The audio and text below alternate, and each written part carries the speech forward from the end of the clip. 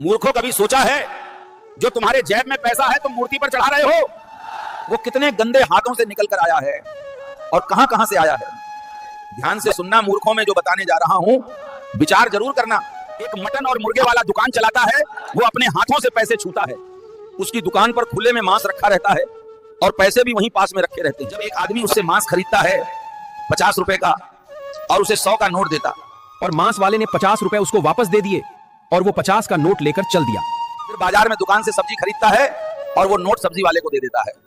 उसी सब्जी वाले से तुम सब्जी खरीदते हो और वो 50 का नोट तुम्हारे पास आता है।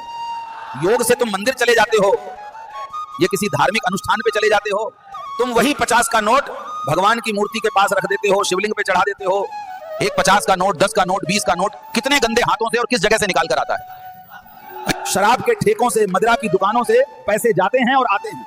गलत काम करने वाले, वेश्यावृत्ति करने वाली औरतें, मर्डर करने वाला, इतने लोगों के हाथों से ये पैसा जिसे तुम लक्ष्मी बोलते हो निकल कर आता है। फिर वही पैसे, नोट तुम भगवान की मूर्ति पे चढ़ाते हो, शिवलिंग पे चढ़ाते हो। सुंदरकांड पे पाठ लगता है हनुमान जी का, वही नोट पैसे तुम उस पाठ पे भी चढ़ा देते हो। वो नोट पैसा वेश्या के हाथ से निकलकर शराबी, मांस बेचने वाले के हाथों से आता है।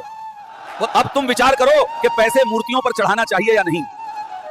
ऐसा चढ़ाना है तो दान पत्र में डालो, तभी मूर्ति पवित्र रहेगी और जाने अनजाने में तुमसे पाप भी नहीं होगा और मूर्ति की भी पवित्र रहेगी।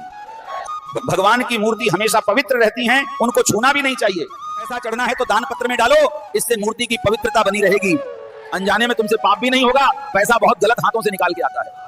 और वैसे भी भगवान को पैसे की जरूरत नहीं है, पैसा सिर्फ मंदिरों और पंडितों के लिए है।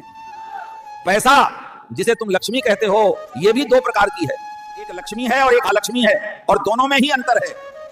लक्ष्मी हमेशा सत्कर्म, पूजा पाठ, सत्संग और सत्य कार्य करने में सक्षम रहती है, और अलक्ष्मी का हमेशा गलत कार्यों में इस्तेमाल होता है। जैसे कोई पैसे देकर किसी की जान ले लेता है, कोई पैसे देकर अपहरण करवा देता है।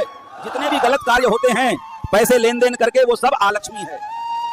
फिर चाहे चोरी, डकैती, बलात्कार, अपहरण, नशाखोरी, बेईमानी, भ्रष्टाचार, ये सब जुर्म आलक्ष्मी के प्रभाव से ही होते हैं, जो कि गलत लोगों द्वारा किए जाते हैं। इसलिए मूर्खों, मेहनत से और ईमानदारी से पैसा कमाओगे तो ठीक रहेगा। जो आदमी बेईमानी और भ्रष्टाचार और गलत तरीके से पैसे कमाता है, गलत तरीके से तुमने पैसा कमाया, गरीब का हक मारा, तो उसकी बद्दुआ जरूर लगती है। वही बद्दुआ तुम्हें और तुम्हारे परिवार और तुम्हारी औलाद को बर्बाद कर देती है। वो कभी सुखी नहीं रहता है और उसका पूरा परिवार कुछ सालों बाद खत्म हो जाता है। ये परमात्मा का बनाया हुआ नियम है। अगर गलत कर्म करोगे तो गलत ही भोगना पड़ेगा, और सत्कर्म करोगे, सत पर चलोगे तो अच्छा फल मिलेगा। ये नियम है, यही शुद्ध विचार है और यही भगवान के प्रति सम्मान है तुम्हारा। तुम पवित्रता बनाकर रखो, नहीं तो भगवान को कुछ फर्क नहीं पड़ने वाला। दुनिया जैसी चल रही है चलती रहेगी। सत्य का साथ देने वाले ही सत्य को समझेंगे, झूठों के बस की बात नहीं। सीताराम।